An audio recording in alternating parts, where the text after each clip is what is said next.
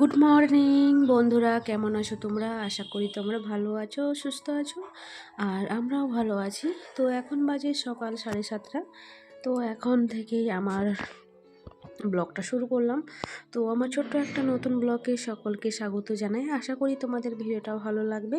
আর ভিডিওটা ভালো লাগলে অবশ্যই লাইক, শেয়ার, কমেন্ট করে দিও। আর আমার চ্যানেলে নতুন হয়ে থাকলে প্লিজ চ্যানেলটিকে সাবস্ক্রাইব করে দিও। আর এই দেখো, সকাল সকাল আমি কিন্তু মাছ নিয়ে নিয়েছি। আর আজকে 2 রকমের মাছ নিয়েছি। আর জিওল মাছ নিয়েছি আমি 6টার মতো, মানে ওই 600-র মতো ছিল।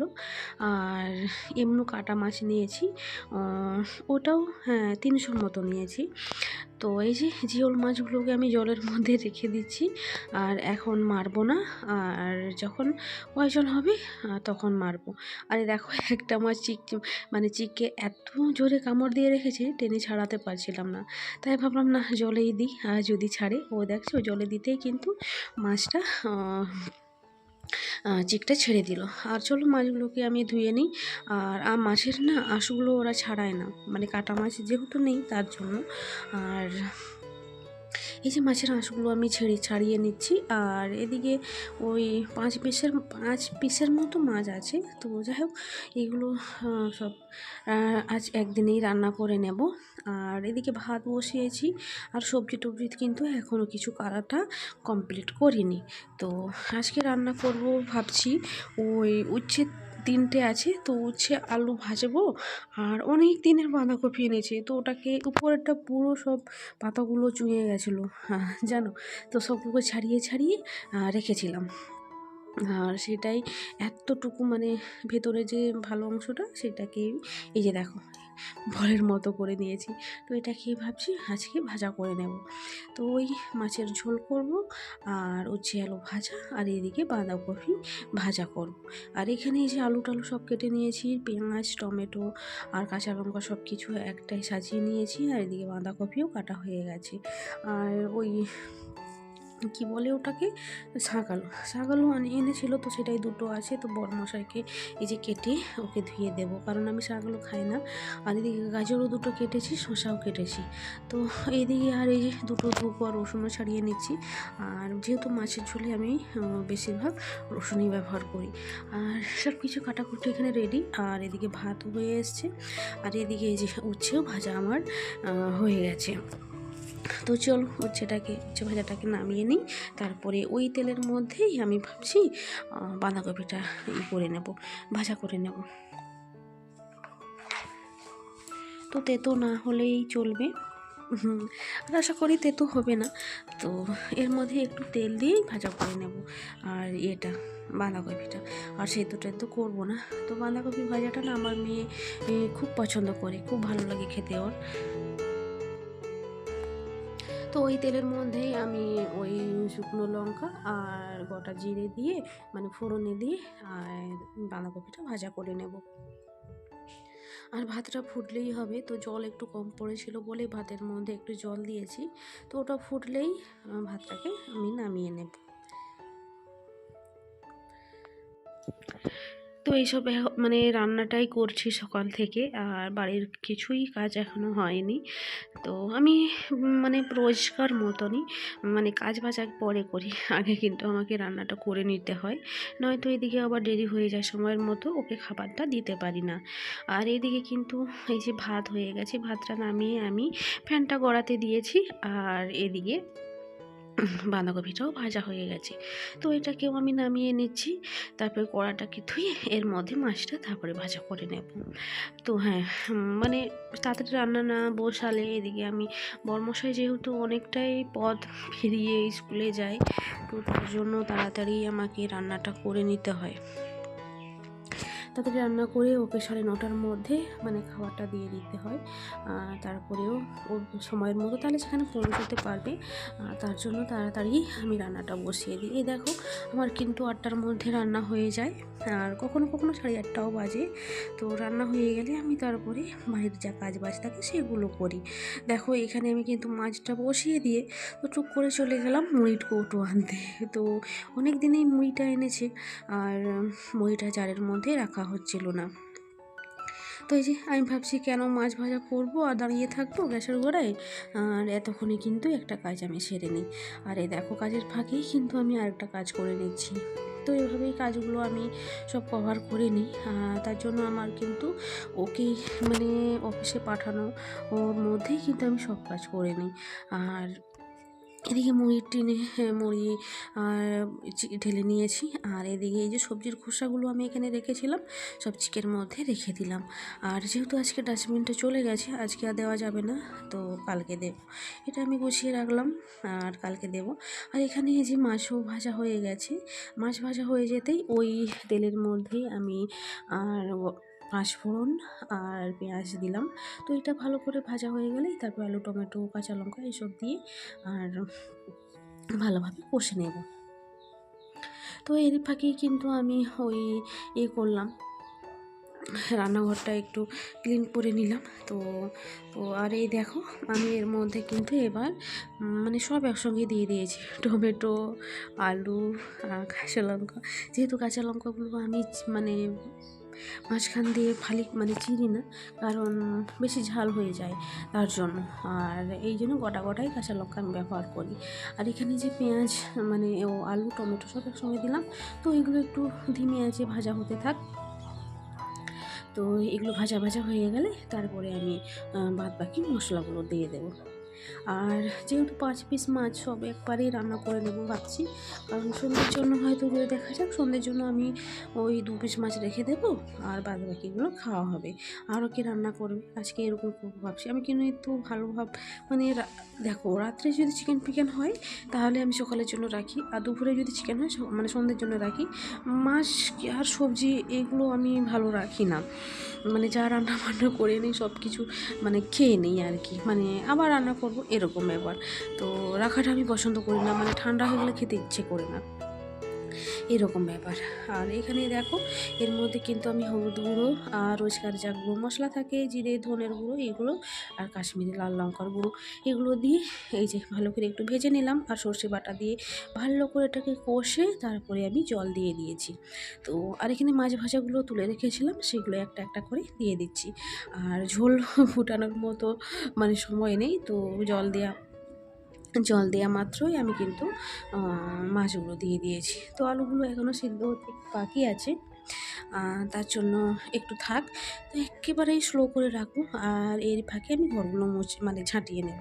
আর একটু লবণটা কম আছে, তো তার জন্য একটু লবণটা টেস্ট করে তারপরে একটু লবণটা দিয়ে দিচ্ছি।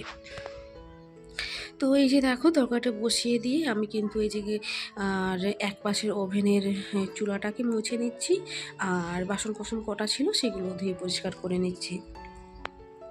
তো এভাবে আমি কাজগুলো কভার করতে থাকি, মানে তরকারি বসিয়ে দিয়ে এই বাসনটা মেজে নিই, ঘরটা ঝাঁটিয়ে নিই, উঠোনটা ঝাঁটিয়ে নিই এরকম, আর ঘর মুছে নিই এরকম। তো যে রান্না করছি বলে একবার রান্নাঘরে মানে রান্না খুন্তি ধরে দাঁড়িয়ে থাকবো এরকম করি না আমি।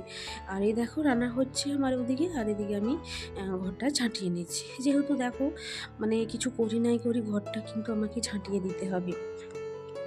আর এদিকে বড়মশাইরও স্নান হয়ে গেছে জানো। তো আমি তাড়াহুড়া করে মানে অত ক্লিন মানে পরিষ্কার করে ঘর দর ঝাঁটাই না, মোটামুটি ঘরগুলো ঝাঁটিয়ে নিই, কারণ বাসি ঘরে ওকে ভাত দেওয়া যাবে না, মানে কীভাবে ভাত দেয় বলো। তো বাসি ঘরে ভাত দেওয়াটা উচিতই নয়, আবার বাসি ঘর কী করে অফিসে বেরাবে এরকম। তো আমি কিন্তু ওই জন্য রান্নার ফাঁকে ঘরটাকে ঝাঁটিয়ে নিই। তো যাই হোক এর ফাঁকে আমি কিন্তু ইডলি খেয়ে নিয়েছি, আর মেয়ের জন্য 3টে রেখেছি। আর এদিকে বড়মশাইকে যে ভাত বেড়ে দিয়েছি, এখানে এসে কফি ভাজা, তো উচ্ছে আলু ভাজা, এখানে আছে গাজর আর শসা, আর এদিকে আছে মাছের ঝোল। তো চলো বড়মশাইকে আগে ভাতটা দিয়ে তারপরে আমি যাব স্নানে। ঘরগুলো ঝাঁটিয়ে তো আমি ইডলিটা খেয়ে নিয়েছি, তো এবার ওকে ভাতটা দিয়ে স্নান করতে যাব। তো এই যে জল টল ভরে দিচ্ছি, কারণ জলটা আমার ফিল্টারে ঢালা হয়নি, তাই এই যে ছোট্ট হাঁড়ির মধ্যে জলটা দিয়ে বোতলে করে ঢেলে নিচ্ছি।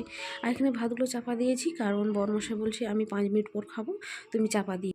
তো এই যে 1-1.5 ঘন্টা ধরে লেগেছি সবগুলো আজকে গুছিয়ে পরিষ্কার করলাম। আর যত জ্যাকেট সোয়েটার সব মজা টজা যা ছিল সব ধুয়ে পরিষ্কার করে রেখেছিলাম, সেগুলো ওই আলমারির মধ্যে আজকে সব গুছিয়ে রাখলাম। আর তো এভাবে সব গুছিয়েছি। আর এবার কাজ মেয়েকে স্নান করানো, ওকে খাইয়ে দিয়েছি, ওকে স্নান করাতে হবে, তারপর ও যাবে আবার পড়তে। তো এইগুলো সব কভারগুলো লাগিয়ে দিই।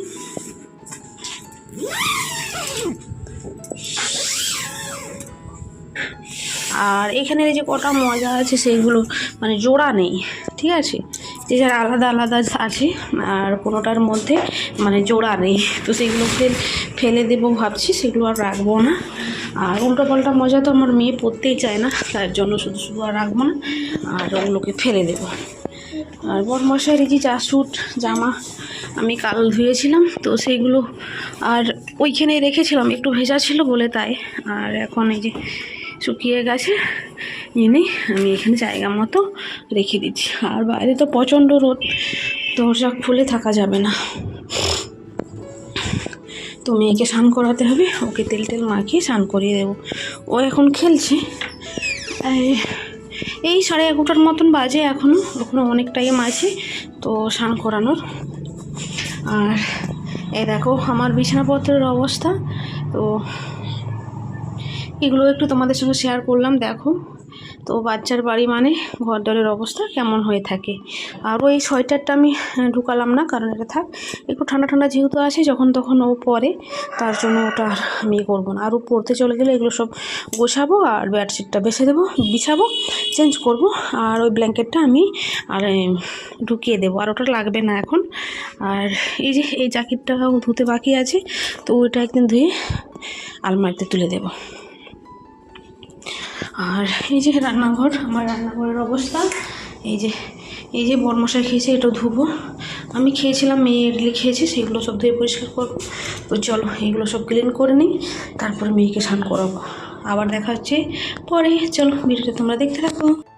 আর এদিকে মেয়েকে আমি স্নান করিয়ে খাইয়ে টাইয়ে পড়তে পাঠিয়ে দিয়েছি, তারপরে আমি চলে এলাম বিছানা গোছাতে। আর এখানে কাজ বলতে মানে রান্নাঘরে যা কাজ ছিল সবগুলো করে নিয়েছি। আর এখন এই যে বেডরুমের কাজ, তো এই যে সমস্ত ড্রয়িং করেছে, তারপরে খাতাতে ড্রয়িং করে সব ছিঁড়ে এখানে রেখেছে।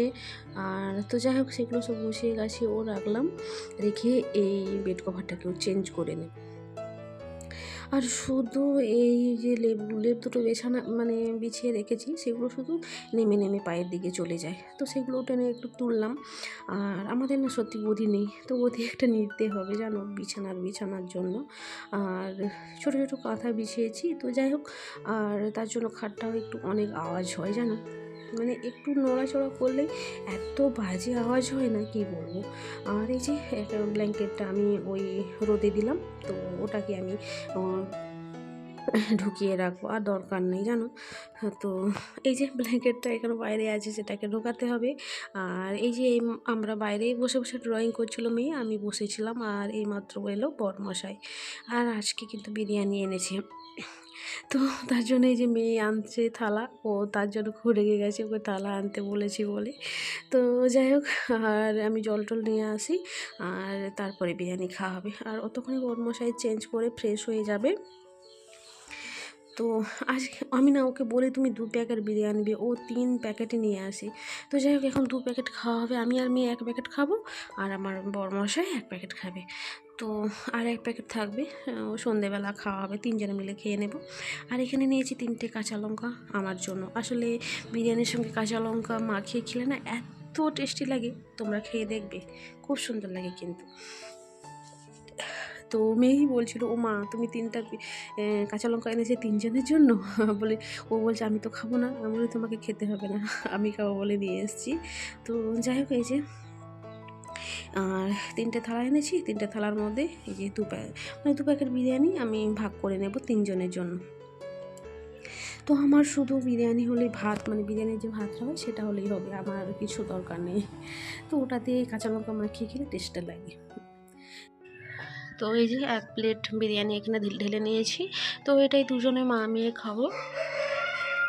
আর বরমশাই এখনও আসেনি, তো ও কী করছে তো আসুক। আর এখানে এই যে 1 প্লেট বিরিয়ানি দুজনে ভাগ করে নেব। এই যে মেয়েকে একটু দেবো আর আমি একটু নেব।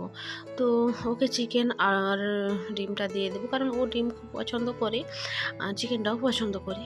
তো চিকেনটা ওর খুব অতটা পছন্দ না, তবু বিরিয়ানি চিকেনটাও খুব পছন্দ করে।